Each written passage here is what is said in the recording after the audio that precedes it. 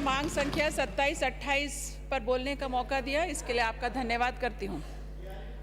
राजस्थान बहुत बड़ा राज्य है, यहाँ पर समस्त जनसंख्या को स्वास्थ्य सेवाओं से जोड़ने का काम बहुत कठिन था, लेकिन हमारे यशस्वी मुख्यमंत्री जी ने चिरंजीवी योजना के माध्यम से पूरी राजस्थान की जनसंख्या को जीवन दान देने जैसा काम किया है। मैं उनका पूरे समस्त राजस्थान वासियों की तरफ से धन्यवाद देना चाहूँगी हमारे मुख्यमंत्री जी को। कांग्रेस सरकार का यह कार्यकाल इतिहास में स्वर्ण अक्षरों में लिखा जाएगा, जिसमें गरीब, किसान, महिलाओं, युवाओं, छात्रों, बुजुर्गों की सभी परेशानियों को सरकार ने एड्रेस किया है और विभिन्न योजनाओं के द्वारा सभी परेशानियों को दूर किया गया है। सभापति महोदय, मैं बात करूं रामगढ़ विधानसभा की, तो पिछले 4.25 सालों में बहुत अधिक काम हमारी विधानसभा में हुए हैं।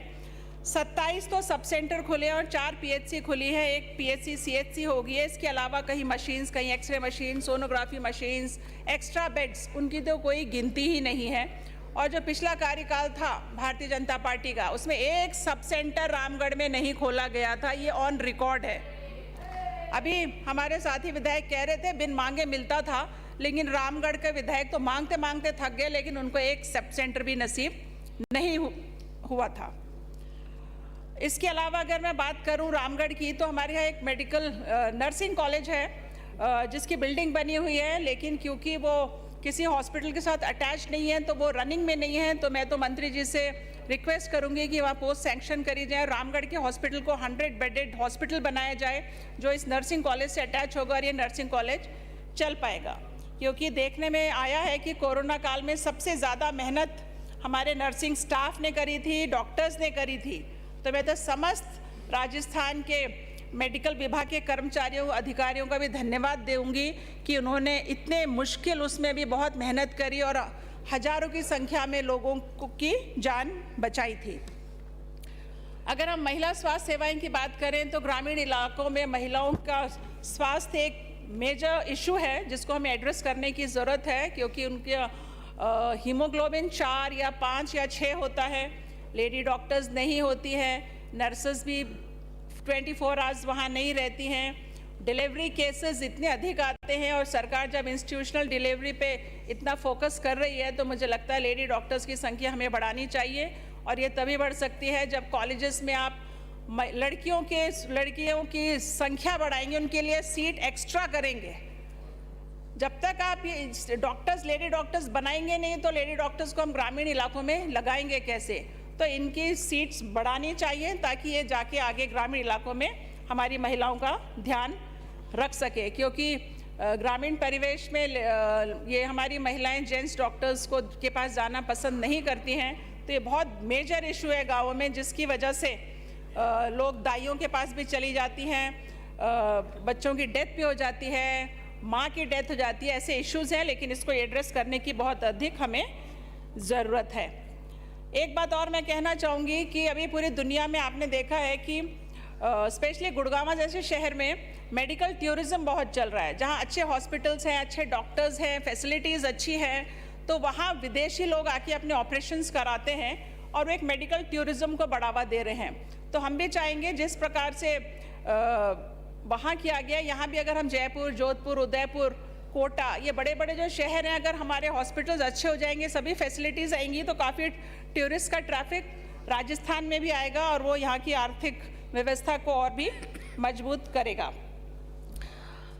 अगर जनसंख्या के आधार पे सरकार सब सेंटर्स पीएचसी और सीएचसी खोले तो मुझे लगता है कि कहीं कोई विसंगति नहीं होगी, क्योंकि देखने में आया है कि 20-20 किलोमीटर में एक भी पीएचसी नहीं होती है।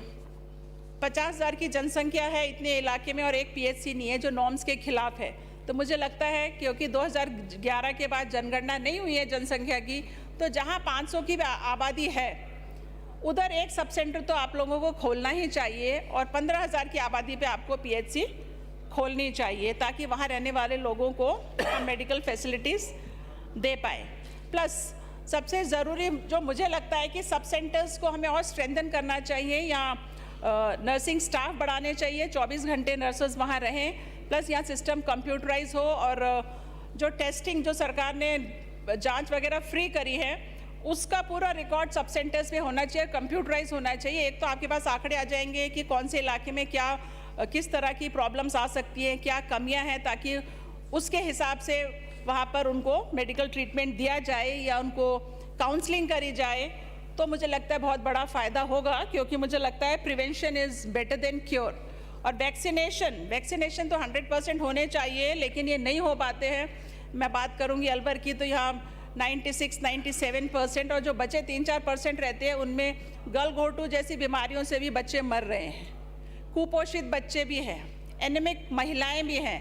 तो इसका कहीं ना कहीं हम लोगों को देखना पड़ेगा कि हम इस व्यवस्था को कैसे हम ठीक करें, ताकि कुपोषित बच्चों की हम पूरी कम से कम साथ संभाल कर सकें।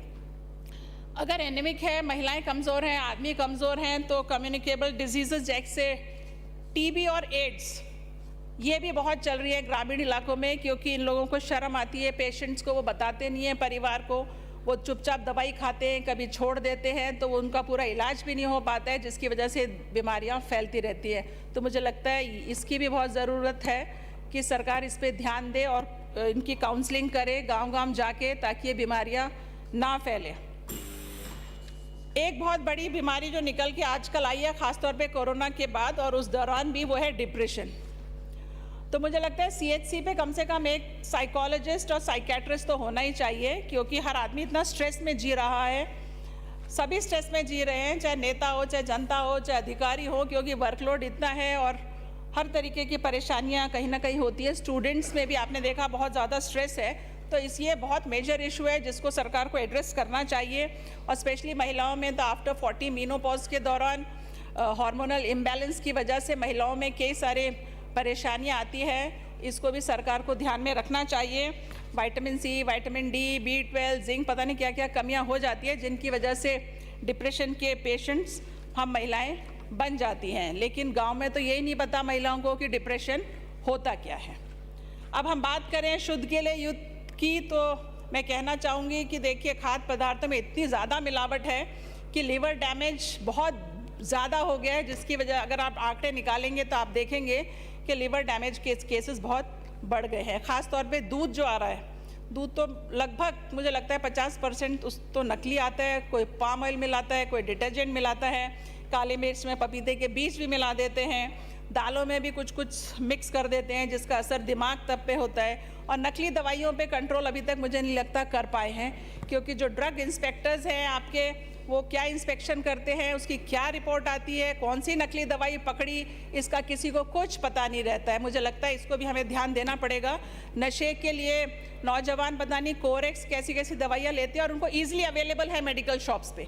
तो मेडिकल शॉप्स को भी आपको डॉक्टर्स के प्रेस्क्रिप्शन से लिंक करना पड़ेगा, कि रोज़ उसका रिपोर्ट जाए कि कौन से डॉक्टर ने क्या प्रेस्क्राइब किया और उसके स्टॉक में से वो दवाई निकली। मैं ये पूछना चाहूँगी कि जब सरकार ने दवाइयाँ फ्री कर दिया है, इलाज फ्री कर दिया है, जांच फ्री है, फिर भी हॉस्पिटल्स के बाहर इतनी दवाइयों की दुकानों में भीड़ लगी रहती है, तो ऐसी कौन सी स्पेशल दवाइयाँ दे रही हैं दवाइयों की दुकान, जो हम सरकार में नहीं दे पा रहे हैं?